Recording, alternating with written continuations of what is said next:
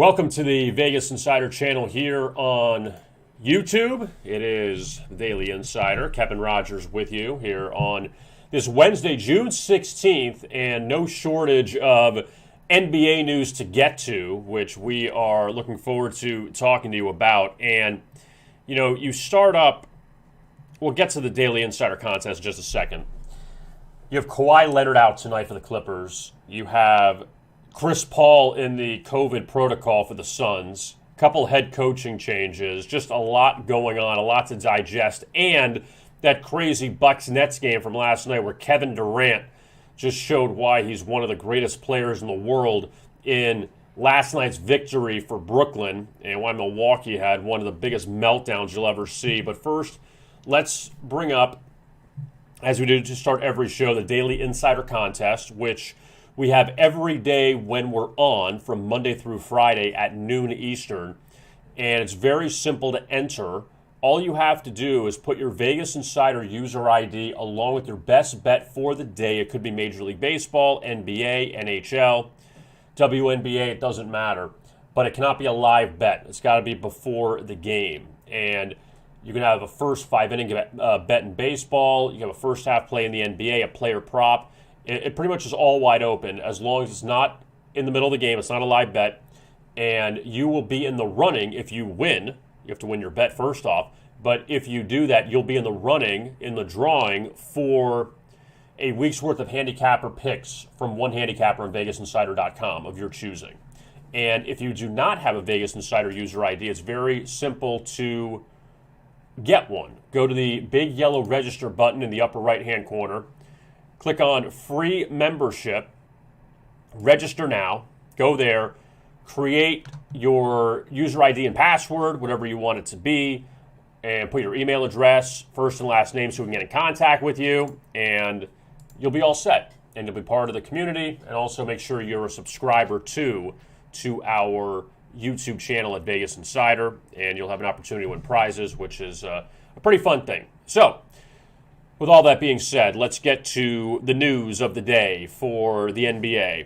And before we get to last night's action, in which the Nets came back to beat the Bucks, Kawhi Leonard out tonight for LA. And I know we're kind of jumping around a little bit because we'll get to the Clippers and Jazz in just a second. And that line shot up. But Kawhi Leonard now out for Game 5. We'll see if he returns for Game 6. Knee injury that he suffered at the end of Game 4 in the Clippers win over the Jazz. So now Kawhi out, and it's going to rest on Paul George. And he's got to be the guy to carry things for LA. So that was the big news. We'll get some more Clippers Jazz in a moment. Also, in case you missed it this morning, the Phoenix Suns, who right now are sitting and waiting for the winner of Jazz and Clippers in the Western Conference Finals, Chris Paul, he's sidelined due to COVID protocols. Now, does that mean he has COVID? No. It just means somehow the COVID protocols were violated, and Chris Paul is going to have to sit out for a bit. The only good news for the Suns is Phoenix is just waiting right now. You have Game 5 tonight between the Clippers and Jazz. Game 6 is Friday.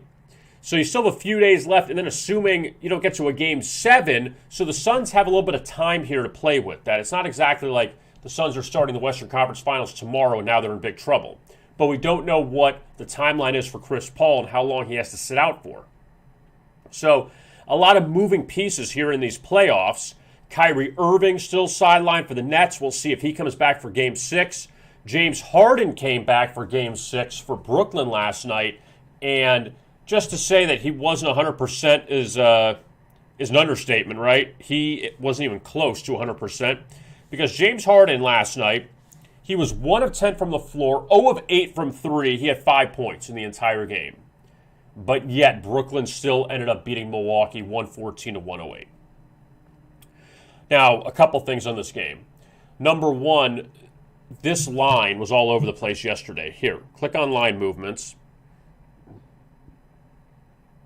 And Milwaukee, let's see, going back to yesterday at 9:30, and we're just going to the Atlantis. I mean, a lot of these line movements you could check out on VegasInsider.com, all pretty similar, a lot of them. We'll even look at Circa. Milwaukee laying 4.5 for most of the day, down to 4, down to 3.5, down to 3, down to 2.5. We found out in the morning that James Harden was upgraded from out to doubtful, and since Kyrie Irving was definitely not going to play last night, the Nets needed somebody else alongside Kevin Durant. So I guess a banged-up James Harden is better than nothing, even though it turned out James Harden, he played 45 minutes, made 1 field goal. Like, when's the last time that ever happened, if at all, in James Harden's career? But this number dropped all the way down to Milwaukee. It even got to a pick 'em, and they were laying 1. That's what it closed at. But even the total dropped down to 218 in the morning. This total was 239.5 for Game 1. Got all the way down to 218 for Game 5. And it jumped to 222 with Harden in the lineup. And Harden absolutely had no contribution offensively whatsoever. And the game ends up pushing on 222. Terrible first quarter. Milwaukee ends up shooting lights out. Brooklyn can't hit anything. They were missing everything. Down 14 out of the gate.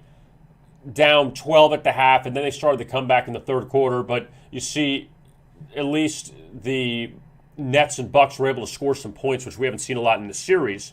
And if you end up getting lucky, I shouldn't say lucky, if you end up getting in on earlier in the day on the over, you're in good shape. If you waited all the way to game time, you pushed. So, Kevin Durant, we have not mentioned him. 49 points, 17 rebounds, 10 assists. If you watched that game last night, seeing the performance from KD, all the criticism that he has taken throughout his career, he couldn't win the big one in Oklahoma City. He had to latch on to Steph Curry and Klay Thompson in Golden State to win a title. And then he went to Brooklyn. He was hurt the first year, and nobody knew if the Kyrie-Durant marriage would work. It took some time. James Harden came in, and with Kyrie sideline and Harden not even close to his usual self, Kevin Durant took over in a big spot with the Nets down 17 and basically carried that team on his back and helped them to this 114-108 win. And KD hit the big 3 at the end to put it away for the Nets. Jeff Green was 7 of 8 from three-point range. He scored 27 points. So Jeff Green had the game of his life. Blake Griffin played very well. He had 17 points, only 3 rebounds. Joe Harris, 2 of 11 from the field. James Harden, 1 of 10. Bruce Brown, 1 of 5. So really, it was Kevin Durant, Jeff Green, and Blake Griffin contributed, but that was it. That the Nets were able to do all of that on the back of Kevin Durant. Now, for the Milwaukee Bucks, Giannis Antetokounmpo, he had a big turnover late in the game. Chris Middleton found him towards the basket, and Giannis just couldn't get a handle on the ball. Giannis still had a really good game, 34 points and 12 rebounds. We don't want to take away from him. And you got a 25-point effort out of Chris Middleton, a 19-point effort out of Drew Holiday. And I guess this is where the Bucks have to go from here. That Milwaukee was down 2-0 in this series. They didn't look good the first 2 games in Brooklyn. They go back home for Game 3. They jump out to a big lead. And then they blow the lead. Brooklyn comes back. They lead late, but then Milwaukee ends up winning that game. So the Bucks end up dodging a 3-0 bullet with that win. They play better in Game 4. Kyrie gets hurt. Game 5, they're in control. They end up losing the game. Now you come home for Game 6. And yes, the pressure is obviously on Milwaukee here because they need to win to continue the series and continue their season. But when you see that Harden, well, a lot of things here. Durant had the game of his life, and that's not to say like he can't do it again, but that's very difficult to think that Kevin Durant will have those kind of numbers again. Can Kevin Durant score 40 again? Sure he could. Jeff Green's probably not hitting 7 threes again. And we don't know what Harden's what his status is going to be for Game 6, if Steve Nash wants to play him or sit him. Kyrie, we don't know his status for Game 6. But Milwaukee coming back home, if they can find a way to get out of this with a win, even though it seems like their confidence can be shot. But you go back home, you get a win, and you have Game 7, the winner take all in Brooklyn at Barclays Center, we were 0-3. I mean, Milwaukee could be worth a shot. I really think that. And if you look at NBA futures and where the Bucks are at now, I mean, Bucks at 10-1 to win the title. Is that really insane when you think about it? All right, Joel Embiid is not 100% for Philadelphia. They're in a dogfight with Atlanta. The Chris Paul news in Phoenix. The Clippers could be toast. And the Jazz, they're going through the series with the Clippers, which they should win. Utah-Phoenix is probably a toss-up when it's all said and done. So if you're Milwaukee at 10-1 right now to win the title, where you need to win one just to get to a Game 7 against this Brooklyn team that's all beat up. And Milwaukee, when you look at all the teams left, Chris Paul, we don't know his status moving forward. Mike Conley has not played in this series for the Jazz, and Donovan Mitchell still put up great numbers, but he got banged up in Game 3. Kawhi's out for a little bit. Embiid's not 100%. Atlanta probably is not going to beat Philadelphia 2 more times. But the last team standing as far as health-wise is the Milwaukee Bucks, where Dante DiVincenzo's out. Okay, as one shooter, but you still have your core. You still have Giannis. You still have Middleton. You still have Drew Holiday. You still have Brook Lopez. There's still that core there for Milwaukee that's healthy, as opposed to these other teams. I don't really think Milwaukee at 10-1 to win the title is a crazy thing right now that you can get them. They're favored in Game 6 at home. And, again, we don't know the severity of Kyrie's ankle injury. So I'm just putting that out there, that Milwaukee at 10-1 to win the title in this, now it's totally wide open. Like, Milwaukee can't beat Philadelphia. So I just want to put, and I don't like the Bucks. They melted down last night. That's a horrible loss. They should have lost Game 3, but it's still there for them that they can be the last one standing physically. And we know how good they are. So I'm just putting that one out there, that could be worth a look moving forward, or at least before Game 6, to take Milwaukee at 10-1 odds to win the title. Now, can they lose Game 6 and it's done? Sure. But you're not going to get any better odds unless Milwaukee wins this series and they go down 3-0 to Philadelphia in the next round. So I would say just take a shot, because you get the Game 6 at home where they're 2-0, and then a Game 7 at Barclays Center, which can go either way. Let's look now at tonight's action in the NBA. And you see Milwaukee laying 5.5 already in game number 6. Sixers and the Hawks from Philadelphia, series tied at 2 apiece. Atlanta came back to win Game 4, a game they were down double digits at the half, and yet they still found a way to win. Because Joel Embiid was absolutely horrible. He was 4 of 20 from the floor, 0 for 12 in the second half, and missed one of the easiest layups you'll ever see for a 7-footer. That, I don't know if he's just not right or what. But Philadelphia now back at home, where they split the first 2 games of that series with Atlanta. And the Hawks shooting has been up and down, and we know the rule in the NBA, you hit your shots, you got a chance. This total has gone back and forth all throughout the series. We saw an easy over in Game 1, 128, 124. Here, you can follow it with me if you want to.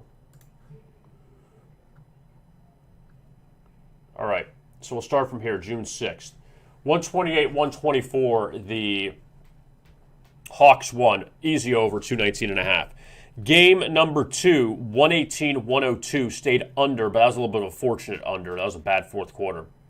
But Philadelphia won that one to tie the series at 1 apiece. Game 3, that one goes over the total. You had a big second half there. And then Game 4, easy under. It just didn't even threaten at all. So you've gone over and then under on the 6-point adjustment. Over, under again. And now you're going backwards to a 224 total tonight between these two teams. So just because of the way the series has gone. See, some of these series where you've had the seesaw with the totals, you might as well just play that, because like Atlanta, New York in the first round, was just low scoring all the way. And no matter what they did with the totals, it didn't make a difference. It was still going to stay under. Same thing with Suns and Lakers for the most part until the last game. And even Washington, Philly had a lot of high-scoring games. They had one low-scoring game. But with both these series tonight, with the Sixers and the Hawks and Jazz and the Clippers, and obviously the Kawhi thing kind of messes things up, that they've gone back and forth. So you kind of say, all right, is that a little tougher because you don't know what you're going to get? Like Bucks Nets, you know what you're going to get every night, it feels like. You're going to get a low-scoring game, even the last night, because a lot of free throws at the end got it to push. That it really wasn't on the pace early to go over the total. So now we look at tonight, and Atlanta, 6.5-point dog to Philadelphia. I still don't have a lot of faith in the Hawks, even though we have to see Joel Embiid play better than he did. He was 4 of 20 from the floor in Game 4, which you don't see ever from Joel Embiid. But I do think this one goes over the total, though. I think the teams hit their shots tonight. Hawks shot 37% in Game 4 and still won. That number's got to go up. The Jazz, they were a 2.5, 3-point favorite earlier today. The Kawhi Leonard news came out, and now they're up to 7. A total of 221. The Jazz won the first 2 games of the series. Clippers won the next 2 at Staples Center. Kawhi and Paul George both played well, but Kawhi got hurt in Game 4. And now Utah laying 7, which, it's an adjustment. We know how good Kawhi is, but I just don't know what the Clippers are going to do, considering it was Game 3, I believe, just double-checking. Game 3 is when you had Kawhi and Paul George each with a bunch of points, and then Batum and Reggie Jackson each had 17. It was Game 4 that the Clippers, they had three big nights. Kawhi and Paul George each with 31. Marcus Morris at 24. No one else scored in double figures. So the Jazz are just a little more well-rounded than the Clippers are. I mean, I don't think you should be a hero and take the Clippers tonight just because. I'm not suggesting the Jazz, but be careful with the Clippers because now you're asking for good nights from a lot of other guys, where the Jazz will get the points from Donovan Mitchell. They will get the points from, you'd hope, from Jordan Clarkson, from Ingles, from Bogdanovich. Gobert will give you 12 or so. Royce O'Neal will give you maybe 8 or 10 or 12. You know you're going to get points spread all around with the Jazz, and Mike Conley still isn't playing as of now. But with the Clippers, now you need playoff Paul George, playoff P. You need him to step up, and that could be asking too much. And then you get Brooklyn, Milwaukee tomorrow. We'll talk more about that tomorrow. Let's take a look at Major League Baseball, and I do have a rant to go on in a second, but we have some afternoon games to get to. Marlins and Cardinals will start the day at 1:15, so we have no 12:10 games today, so you haven't missed anything yet. But Marlins and Cardinals, lineups out ready for this game. Nolan Arenado is not starting for the Cardinals, and the Marlins are without Starling Marte, Jesus Aguilar. A couple guys are out for them. I mean, the Marlins offense has been terrible. They scored 3 runs the first 2 games of the series. Paul Goldschmidt hit a walk-off homer last night in a 2-1 win for St. Louis. And the Marlins, 9 of their past 10 road games, they've scored 3 runs or less. And they've dropped 10 of 11 road games. So I can't really trust him even with Sandy Alcantara on the mound today. He's been very good for the Marlins, but I don't know if I could trust him. Johan Oviedo goes for St. Louis. He doesn't go very far in games, but he's got to turn around his luck sometime. But St. Louis, though, going for the sweep today here at home against the Miami Marlins. The Reds are going for the sweep of the Brewers. So Cincinnati, can they get 2 road sweeps of division opponents in a 2-week span? They did it against St. Louis. Now today against Milwaukee. Luis Castillo pitched well last night, but the Reds needed extra innings to beat the Brewers 2-1. And today it's Tyler Mahle on the mound. The Reds have won his last 6 starts on the road.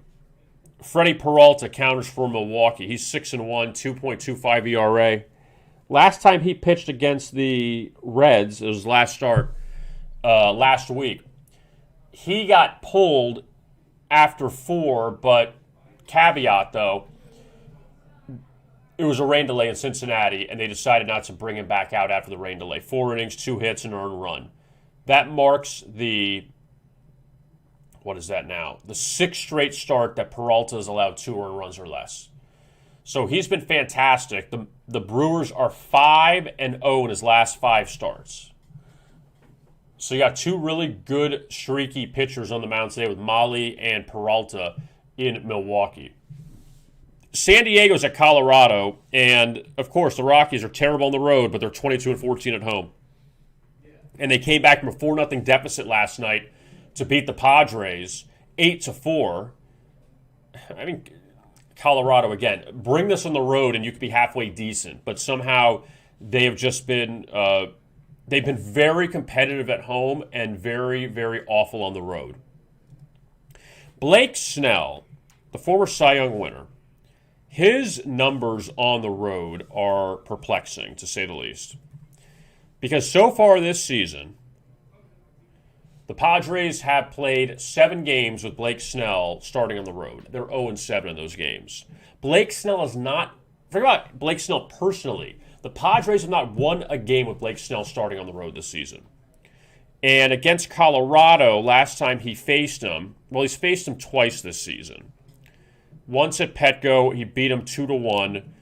Lost at Coors Field. Well, I mean, got no decisions, but the team lost 3-2 back on May 12th, laying 155. And he went 4 innings in that game. That was a shortened game. That was a 7-inning game.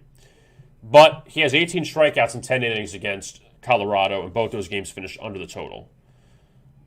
And for Snell, he's had a lot of games actually go under recently. But Kyle Freeland, he counters for Colorado today, and Freeland, who is a few years removed from being 17-7 back in 18, he has 5 wins the last 3 seasons. He's allowed 13 runs in his last 2 starts. I just don't know how you trust him. But Colorado, they played well at home, so you got to give them that. Pittsburgh and Washington, they play at 4:05 today in D.C. The Nationals, they have played in 20, how about this number? 20 series finales this season. They are 16-3-1 to the under in series finales, 9-1 to the under at home in series finales. And that number is 9 today between the Pirates and the Nationals. Washington ended up hitting the over in last night's game with 2 runs in the 8th inning. Got 5 in the first. They were stuck on 5 for a while, but then won 8-1. Cubs and Mets, the night action in the National League, and Jacob deGrom back on the mound tonight for New York, laying $3 to the Cubs. And the Mets so far in this series, they've won the first 2 games 5-2 and 3-2 over the Cubs.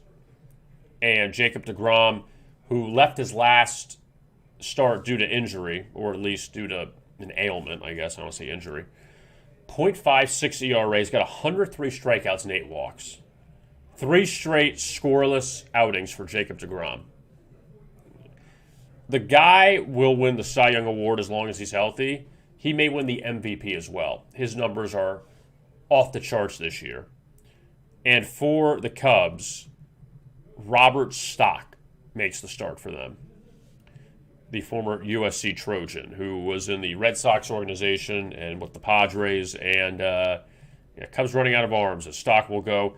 deGrom 7-2 to the under this season.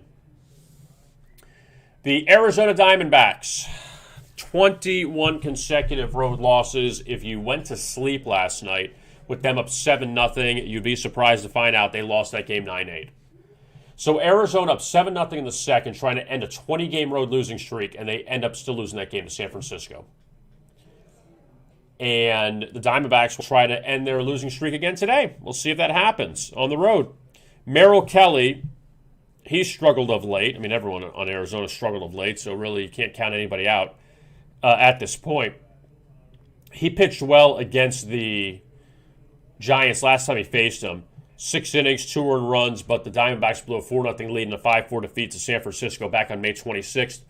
The Diamondbacks are 0-7 in Kelly's last 7 starts. Last time they won one of his starts was May 2nd. Feels like the Diamondbacks last won a lot of games that long ago.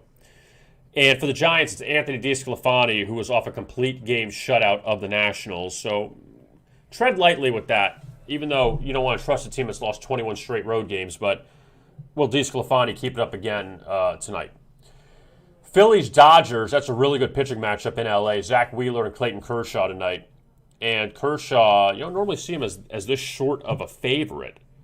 But he's laying 140 against Philadelphia. What's your name? Bryce Harper, he is banged up. Gene Segura's banged up. The Phillies have a lot of injuries right now. For Kershaw, prior to facing the hapless Rangers, he had allowed 5 earned runs in back-to-back losses to the Giants and the Braves, but then settled down against Texas his last time out. 6 innings, 9 strikeouts, 3 hits, and a 12-1 blowout. And now Kershaw goes again. Tonight he's back on the mound opposite Zach Wheeler, who has a 2.29 ERA, 112 strikeouts so far in the season. And we'll see if Wheeler can pick up an underdog win. You don't see Wheeler at this price normally. And 3 of his last 4 starts, he struck out 12 or more. But that's going to be a really good game out in Philadelphia, or out in L.A., Dodgers and Phillies. The Rays and the White Sox, they lead off the American League action. Ryan Yarbrough and Lucas Giolito on the mound. Chicago ended up shutting out Tampa Bay last night, and the White Sox facing another left-handed pitcher.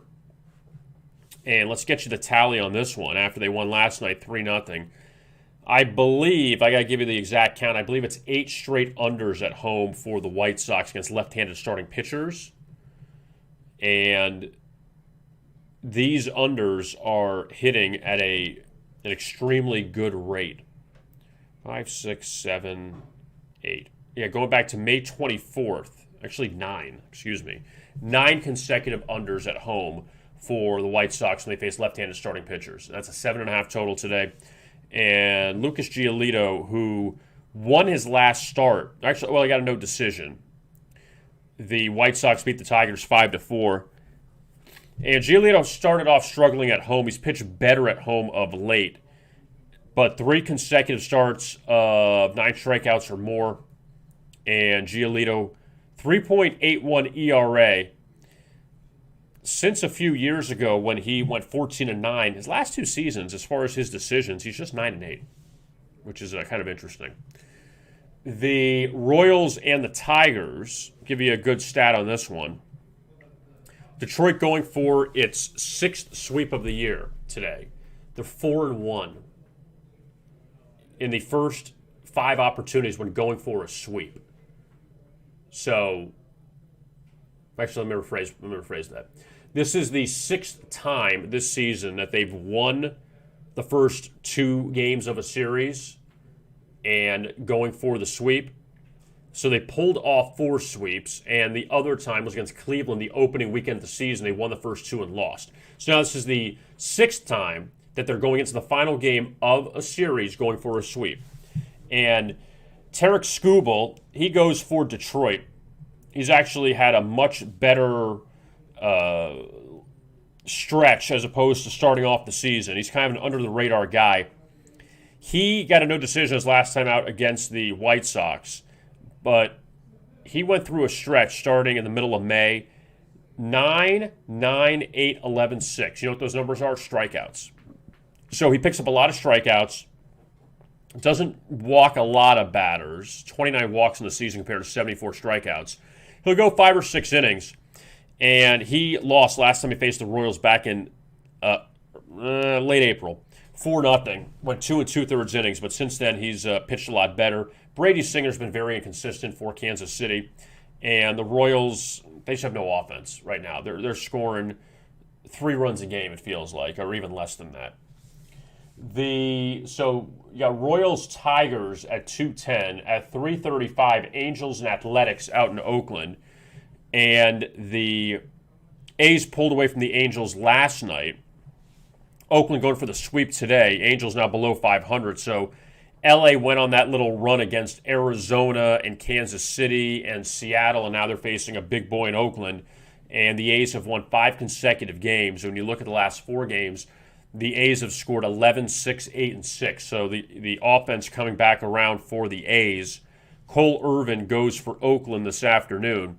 He is currently on a 4-start under streak, and he is coming off, the A's have won his last 2 starts, 6 innings each against Kansas City and Colorado. And the last time he faced the Angels was back on May 30th at home, allowed 4 earned runs in 6 innings of a 4-2 defeat to LA, a game in which the Angels scored 4 runs in the second, and that was all the offense they needed. And that was it. And Griffin Canning goes for the Angels. He won his last start against the Royals.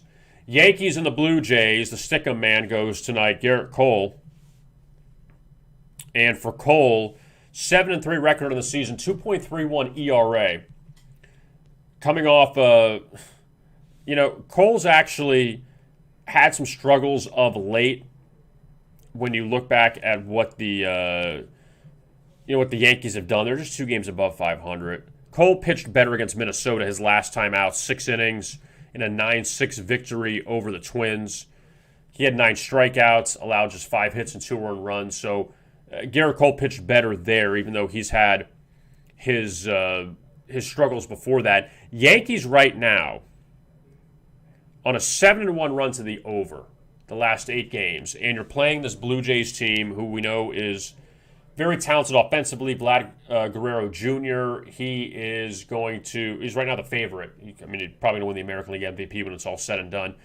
But when you look at the Blue Jays last night, up 5-2 on the Yankees, and New York comes back with 5 runs late to win 6-5.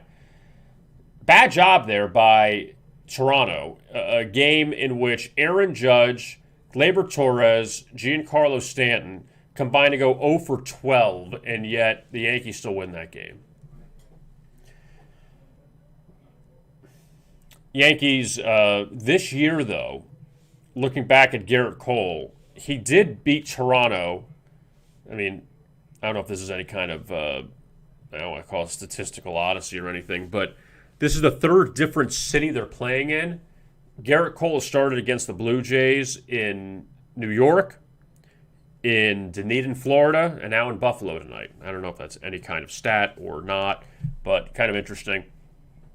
In the 2 starts Cole has against Toronto, 11 1/3 innings, 16 strikeouts, no decision, loss at home on opening day, win in Dunedin back in mid-April. Both games stayed under the total. So we'll probably see maybe another under, even though the Yankees are on a big over streak. Baltimore's at Cleveland, and Aaron Savalier, he is coming off a great start against Seattle's last time out, but he's struggled to capitalize off that this year. In his last 3 starts, allowing 1 run or less, he has not pitched well the next start. So you wonder if that's going to come back to haunt him tonight. Keegan Aiken, actually his best start of the season for Baltimore, came against Cleveland at Camden Yards last weekend. Or 2 weeks ago, whenever the last time they played in Baltimore.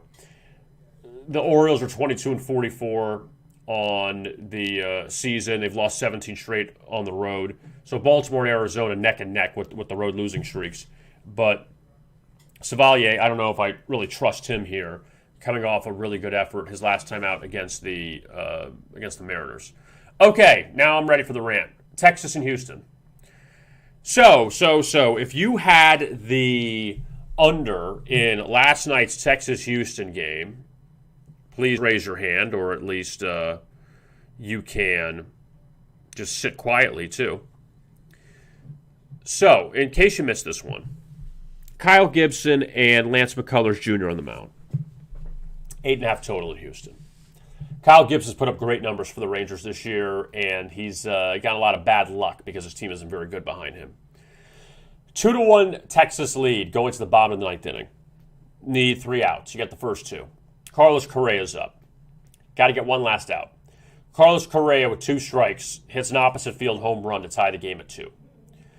And I talked about this last week with that Braves-Phillies game in which Philadelphia came back to beat Atlanta 4-3 and a 7.5 total. Gene Segura had a 3-run homer that was about 2 feet away from being a 3-run homer. It turned out to be a walk-off double.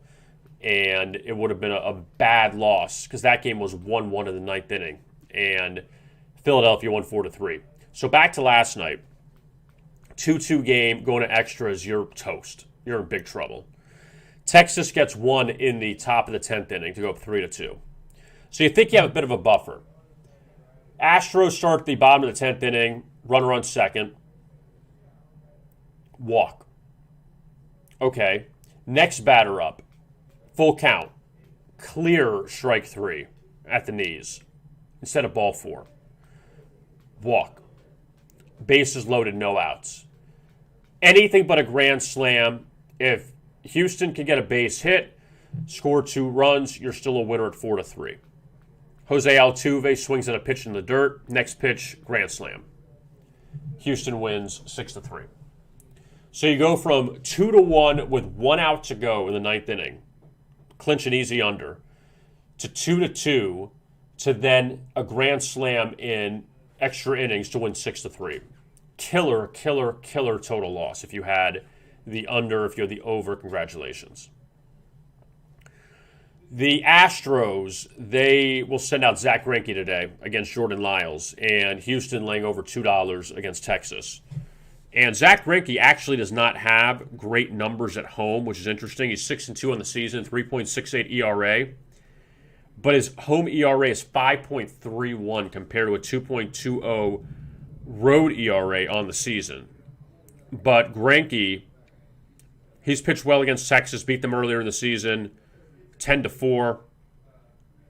And again, his road numbers are insane, but at home, he didn't pitch well his last time out on the road against the Red Sox. But he has been great at home, but I don't want to trust Texas. I can't. For as bad as Texas had a lot of games they've been squeezed on the road, it feels like. Minnesota and Seattle, that's the last game of the night in the American League. Bailey Ober and Justice Sheffield on the mound. Seattle jumped all over Minnesota last night early, won 10-0, and the Mariners back within a game of 500. Ober, he is making his 4th start. First 3, the last 2 not terrible. Gave up 2 earned runs against Houston, went 4 innings, gave up 1 earned run against Kansas City, gave up 4 earned runs against the White Sox in a comeback victory at home. Last 2 starts have gone under, and he gets to start tonight for Minnesota. The Twins are a mess anyway. Justice Sheffield counters for Seattle, and he actually, at home, much better than on the road. The Mariners have won each of his last 4 home starts. Beat Texas, Cleveland, the Angels, and the Dodgers, so that's a pretty good job by Sheffield, but he's a sizable underdog tonight against Minnesota. I don't want to trust Minnesota. The interleague game, the only interleague game, Boston and Atlanta, that was kind of a wild game last night as the Red Sox jumped out to a big lead. Braves came back. Boston ended up winning at 10-8. And the Red Sox, who were up 5-0, they blew the lead. They were up 5-0, and Atlanta tied it at 7 in the 6th. Boston got 3 in the 8th. Atlanta got 1 in the 9th. And the Red Sox won the game 10-8. So they ended up at least grabbing that first game from Atlanta, and the Braves have lost 5 of 6. They continue to struggle big time. That's just what this feeling is with the Braves. I don't know if it's not their year or what. They don't have the starting pitching necessarily like they've had in years past. But they do send out Ian Anderson tonight, and Anderson was fantastic in that game I mentioned earlier, the Braves-Phillies game. He was opposite Zach Wheeler, and Anderson went 7 innings his last start, 4 hits, no earned runs, but the Braves ended up tying the game in the 9th inning, being down 1-0 on a Freddie Freeman homer. So Anderson, the 2 previous starts, had allowed 8 earned runs, so he bounced back his last time out. Now let's see if he can continue that, even though the Braves are 0-3 in Anderson's last 3 starts for Atlanta, and Garrett Richards goes for Boston. He's been a nice pickup for the Red Sox. On the road, he is 3-1 compared to a 1-3 record at home. So, again, that's going to be a really interesting game tonight down in Atlanta. Boston's got the offense. Atlanta struggled. They've really, really struggled. So that's the look at baseball for this evening. The NHL, quick look at that. And Tampa Bay bounced back to beat the Islanders last night 4-2. So the Lightning, they are tied in that series 1-1. I said yesterday they were down 2-0 going to New York. I still think they'd be fine. Now they're tied at 1. So they're in really good shape, laying 200. After you had an under in Game 1, you go over in Game 2. And tonight you have the other semifinal. Let's get through it, right? Vegas, heavy favorite against Montreal once again, out at T-Mobile Arena in Las Vegas. The Lightning and Islanders back at it tomorrow, and Tampa Bay, again, favored on the road, which is not a surprise. And that's the look at the NHL. Remember, U.S. Open starts tomorrow out in California. And if you want to get a lot of insight from a betting perspective, you can do so on VegasInsider.com. Picks and predictions from Matt Blunt, also prop bet predictions as well. You could find all of that, and we have videos and best bets, so you can find all of that. You can also see the U.S. Open. Go up here to our U.S. Open module, and Matt Blunt has the breakdown, Tom Cunningham with a video as well. And it's a lot for the U.S. Open, so you're all set if you check that out. And also, we're keeping an eye on Euro 2020. Toby Maxstone-Smith has his daily predictions as well for the tournament, which is continuing. So you can get your soccer fix in with that. And we have some best bets for today in baseball from Kevin Davis, also Diamond Trends from Vince Akins. Yeah, so we got all of that for you here on VegasInsider.com, as well as the Daily Insider Contest, which is daily here on the show.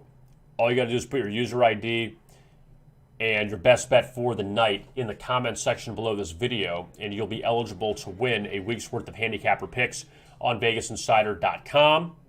And if you do not have a Vegas Insider user ID, go up to the big yellow register button in the right-hand corner, upper right-hand corner, free membership, register now, create a user ID and password, email address, first name and last name so I get in touch with you, and you'll be all set. And you can have a baseball pick, basketball pick, hockey pick, WNBA, it doesn't matter, it can't be a live bet. It could be a player prop it could be a first 5-inning bet, it could be a first inning bet, it could be any of that stuff, just no live bets. And you'll be eligible to win the prize, which is a week's worth of one handicapper's picks on VegasInsider.com for free. $100 value. I am Kevin Rogers. Thank you so much for watching the latest edition of the Daily Insider here on VegasInsider.com. We'll talk to you again